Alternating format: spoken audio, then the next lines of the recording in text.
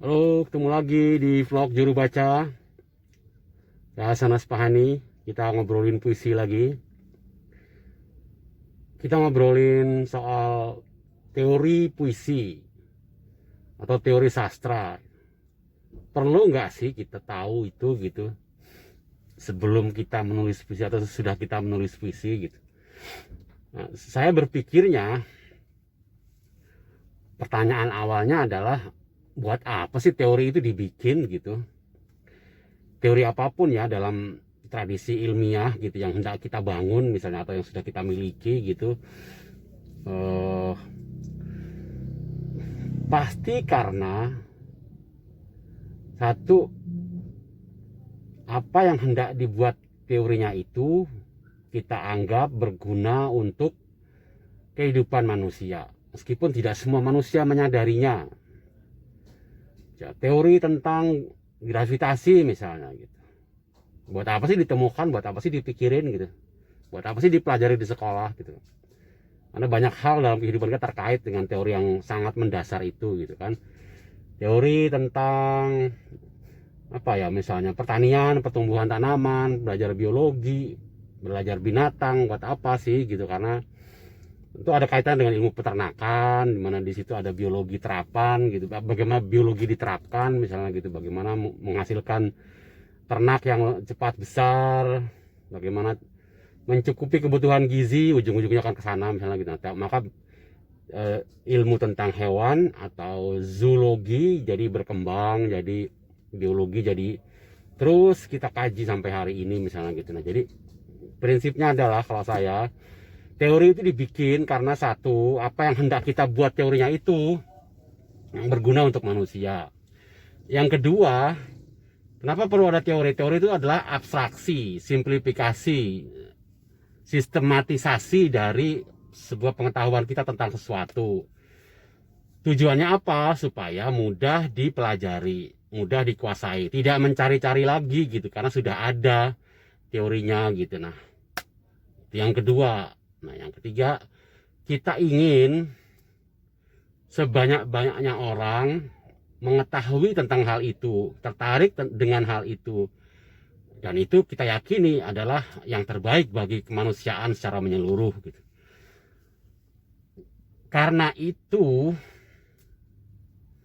teori sastra juga harus kita pandang dengan cara seperti itu gitu. Teori tentang puisi juga harus kita pandang dengan cara seperti itu gitu. Jadi kita percaya bahwa sastra puisi itu berguna buat kehidupan kita secara keseluruhan.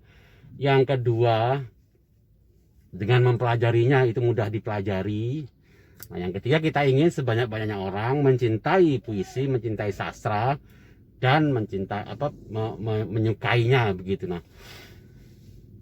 kalaulah kemudian teori itu membuat misalnya kita berjarak dengan sastra itu, kalau teori itu membuat kita jadi sulit memasuki dunia sastra itu gitu, buat apa begitu kan.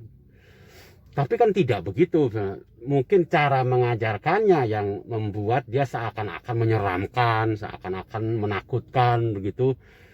Mungkin